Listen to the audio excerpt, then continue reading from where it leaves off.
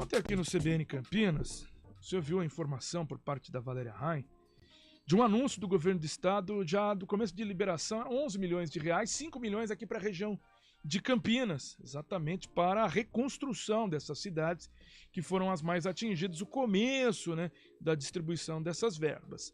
Um pouco mais de 2 milhões e meio destinados a socorro, e o governo do estado tinha anunciado erroneamente pouco mais de 2 milhões e meio também para Campinas. Mas na verdade era para uma cidade da região de Campinas. Quem realmente vai receber essa verba, esse dinheiro, uma cidade que foi muito afetada já no final do ano passado, seguiu aqui, ali na região de Capivari, a cidade de Rafar.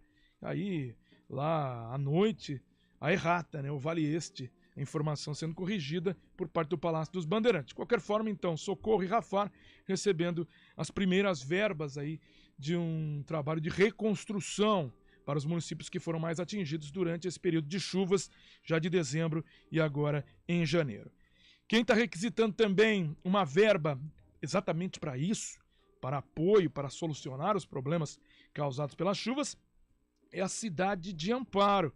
O prefeito Carlos Alberto Martins protocolou, né, na tarde da última terça-feira, pedindo exatamente esse auxílio ao governo do estado de São Paulo para recuperar as vias e pontes danificadas. O prefeito também se reuniu com o governador Tarcísio de Freitas e o secretário de Governo e Relações Institucionais, Gilberto Kassab. E nós estamos em contato neste momento com o prefeito de Amparo, Carlos Alberto Martins, a quem te agradece a gentileza de atender a CBN. Muito bom dia, prefeito. Muito bom dia, Paradela. Bom dia a todos que acompanham a programação da CBN. Prazer imenso. Prefeito, vamos fazer um balanço então, porque a gente falou bastante de Socorro, falamos de Capivari, falamos também de Morungaba, que foi extremamente afetado, e tem uma ligação entre Morungaba e Amparo, sim, que tem problemas. Um balanço de todas essas chuvas que atingiram a região, mas como é que está a cidade de Amparo? Então, Paradela, o município, a estância de Amparo, até pela sua topografia bastante montanhosa, a gente fica sempre em estado de muita atenção, de alerta com a Defesa Civil, com todas as secretarias da Prefeitura, porque quando começa a chover, e está chovendo bastante, né, e a notícia é que vai ainda continuar a chuva, né, segundo a informação que nós obtivemos no Palácio dos Bandeirantes, a chuva está começando, vai até março, né, então isso nos preocupa bastante. E nós tivemos aqui muitas quedas de barreira, muito barranco caindo nas rodovias, principalmente na rodovia que liga Amparo ao município de Morungaba. Também temos o Jardim Jaguari, né, mais conhecido como o bairro dos Pedrosos, com 160 famílias que moram bem próximo ao rio Jaguari. Amparo tem um privilégio de ser banhado por dois rios, né, o principal, que é o rio Camanducaia, que corta a cidade, mas também passa por Amparo o rio Jaguari. E aí, quando o rio Jaguari sobe, alaga 160 famílias, e nós estamos com um projeto junto ao governo do estado de retificação em 260 metros para tirar o cotovelo onde há esse bairro, né, essas famílias. Aí a gente consegue retificar o rio, o impacto ambiental é mínimo possível e a gente vai resolver esse problema. É um projeto de médio prazo, mas é possível resolver o problema dessa forma. Melhor do que construir 200 casas e remover as famílias onde elas já estão acostumadas a morar. E são casas boas, inclusive um bom loteamento. Tivemos aqui, com as chuvas desde o dia 21, Paradela, 21 de dezembro, até o dia 5 de janeiro, nós tivemos 18 pontes de zona rural, de estradas vicinais prejudicadas. Dessas 18, 7 delas caíram. Realmente foi embora com as enxurradas, né?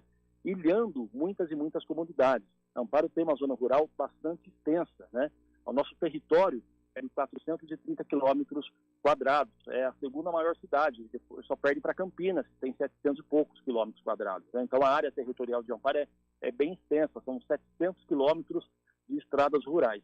E essas 7 pontes, para a gente poder recuperá-las, a gente precisa desembolsar aí pelo menos de 2 a 2 milhões e meio de reais para fazer uma ponte decente, né? Com maior vazão de água, com as aduelas, de concreto, é algo diferente, não simplesmente toras de eucalipto, que são medidas paliativas. E aí nós estivemos no Palácio dos Bandeirantes, foram 15 prefeitos inicialmente convidados para participar, e nessa primeira remessa que você citou da liberação, Paradela, foram para os municípios que decretaram o estado de emergência, algo que não fizemos em Amparo. e esperamos não ter que fazer, né? Apesar de ser bastante crítica com a queda das pontes, nós decidimos não fazer o estado de emergência porque a região urbana da cidade, graças a Deus, não foi tão prejudicada, em razão de um trabalho preventivo de 7 meses atrás, que começou lá em junho, que é a limpeza de boca de lobo e limpeza de bueiro com caminhão de sucção. Então, esse trabalho preventivo deu muito resultado agora nas chuvas, que limpando boca de lobo, limpando os bueiros, para dar vazão na drenagem da água da chuva, Paradela. Prefeito, o senhor mesmo citou aí, para uma ponte, uma verba muito parecida com o que foi destinado no total para essas duas cidades que declararam estado de emergência.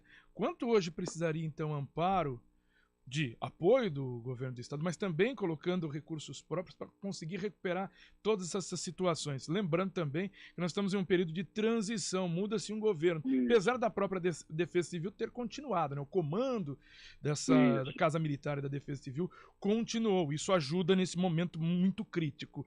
Mas quanto que a cidade precisa de recurso e também de apoio, né? De gente para conseguir fazer esse trabalho de recuperação?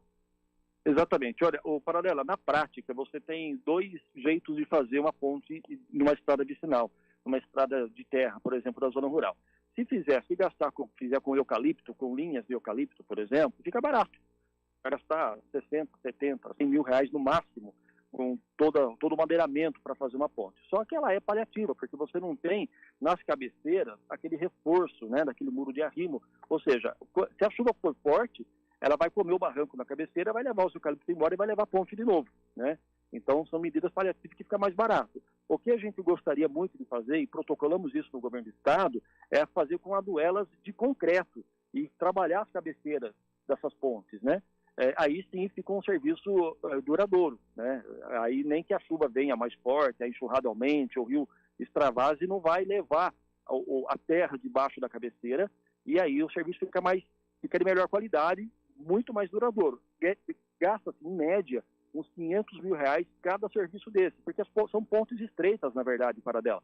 São pontes de 8 metros, 10 metros de comprimento, né? Não são viadutos de 35, 40 metros, são pontes pequenas. Então tem de 2 jeitos, né? O jeito paliativo, que na próxima chuva pode ser que leve de novo, e o jeito que não vai mais ter problema, que é trabalhar as cabeceiras e fazer com as aduelas de cimento, com 3x3 de largura, 4x3 de largura, 12 metros quadrados de vazão d'água, aí o negócio aguenta mais tempo. Nós pedimos, né, emergencialmente, essas 7 pontes que caíram, pedimos um recurso em torno de 2,5 milhões de reais, e a gente entende que é necessário para consertar essas 7 pontes. As 18, as demais, as 11 outras que eu não coloquei no processo, como emergencial, são pontos que dá para o próprio município, a Secretaria de Infraestrutura, fazer a manutenção. A gente realmente priorizou aquilo que é urgente, até porque, para não tirar, de repente, o recurso de outra cidade que esteja precisando mais do que a gente, entendeu, Paradela? Esse foi o raciocínio que nós utilizamos aqui. Sim. E como é que está essa conversa? Exatamente, eu citei a própria transição, uma mudança drástica de governo. Como é que está acontecendo essa conversa quando se tem uma situação tão urgente como essa receptividade por parte do Palácio dos Bandeirantes? E além de ter a receptividade, aí tem que ter também a comunicação rápida e a agilidade para atender essas cidades. Como é que está acontecendo isso? Olha, eu posso aproveitar a oportunidade da entrevista para parabenizar o governo do estado. Eu fiquei muito feliz e fiquei muito confortável com o governador Tarcísio, porque ainda no final do ano, em dezembro, né, nas chuvas que precederam o Natal, nós já recebemos, inclusive, a equipe da Defesa Civil. Claro que ainda era o governador Rodrigo Garcia, mas aí, como você mesmo disse, a equipe continuou com o governo do Tarcísio, né? E logo na primeira semana de janeiro já recebemos contato do Palácio dos Bandeirantes, diretamente do gabinete, perguntando se tinha algo de mais grave que precisava da ajuda do governo. Então, sinceramente, eu posso falar por Amparo, né? Nós nos sentimos muito amparados pelo governo do estado nesse início do governo em atenção a tudo que está acontecendo, né? Então, eu tenho que agradecer, sim. É claro, ainda não recebemos o recurso, mas eu tenho certeza que vai sair o recurso. Como eu disse, essa primeira liberação, na reunião ficou muito claro que era apenas para os municípios que decretaram o estado de emergência.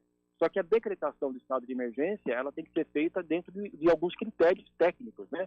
Que ainda o fato da gente ter o prejuízo nessas pontes da zona rural não caracteriza esse decreto de emergência.